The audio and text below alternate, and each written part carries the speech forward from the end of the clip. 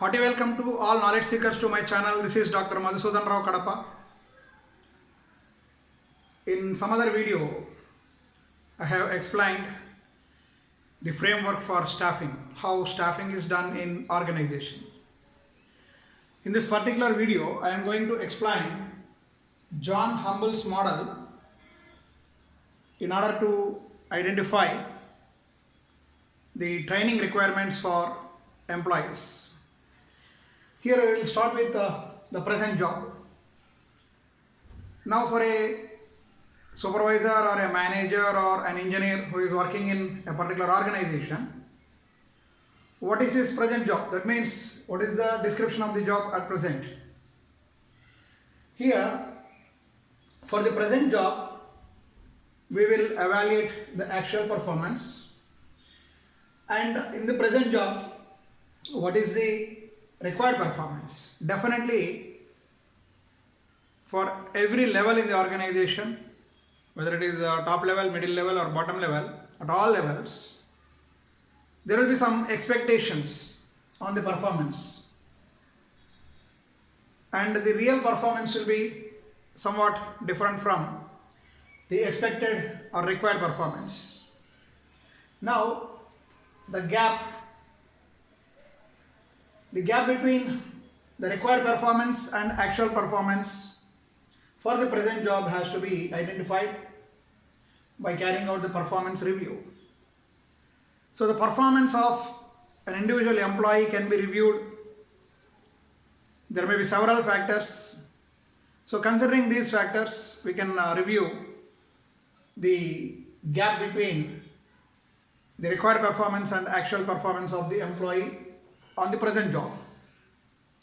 Now coming to the next job, that means suppose if the same person has to be given some other job or some other task or some other project, we may call, then what is his present competency? The competency in general is expressed in terms of his qualification, his experience, his knowledge, his hardworking nature and some other characteristics which will determine his competency. Now what is his present competency to take up the next job, and what is the required competency for that particular job?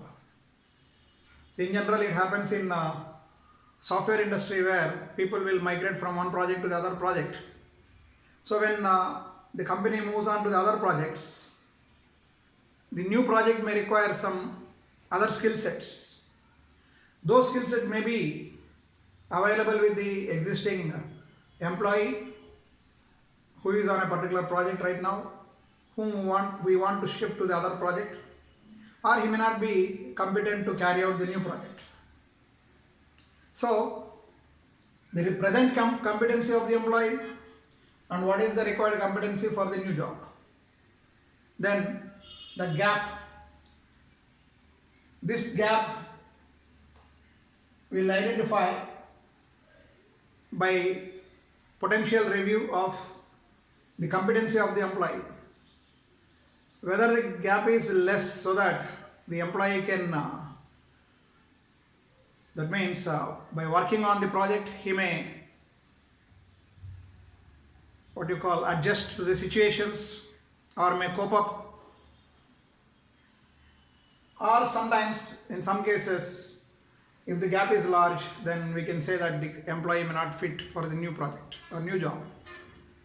So to what extent he will fit to the next job or the new job or new project can be identified by carrying out the review on the competency, that is what is the gap between the required competency and the existing competency of the employee.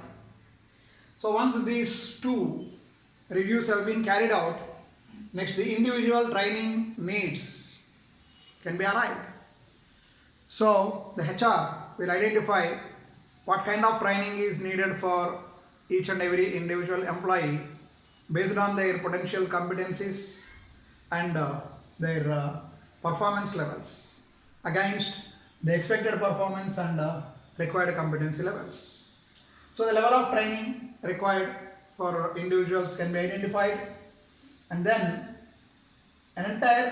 for entire enterprise, because it is not for an individual, the entire organization. If we carry out this kind of review, then we will arrive at the enterprise training plan. Next, coming to the future job. The next job is immediate, but future job is far away. That means after 3 years or after 5 years, what kind of projects we may expect or what kind of technology we may expect. So for future job also, what are the new competency levels required by changed technology and methods. In some cases the technology may change, in some cases the methods may change. Accordingly, to what extent the present employees who is working on a present job is competent to carry out the future job.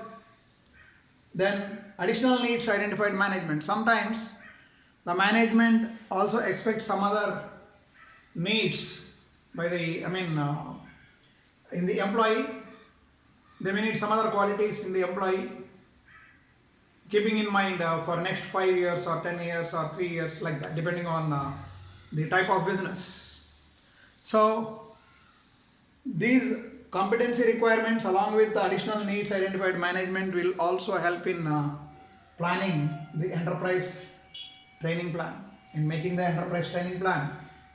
Once the enterprise training plan for different levels of managers or employees is prepared, then the next step is to decide whether the training has to be imparted on job or off job. So in some cases on job is preferable, in some cases off job is preferable. So depending on the type of technology or the process or the method or availability of resources within the organization, or the time, the duration for which the training has to be done or imparted to the employees. So basing on all these factors, the company will decide whether to send a person for off-job training or to impart on-job training for the employee within the organization itself. And these trainings will lead to organizational development, and in turn, of course, this is a cycle. So this is how the training requirements are identified in industries in order to make their employees or keep them up to date on the changing technologies, and to enhance their abilities and skills by imparting training programs like this. So this is a framework as given by John W. Humble, which is very useful for HR people to follow this kind of framework to impart training to the employees. Thank you very much. In some other video, I will explain some other interesting concepts in organizational behavior and management. Thank you.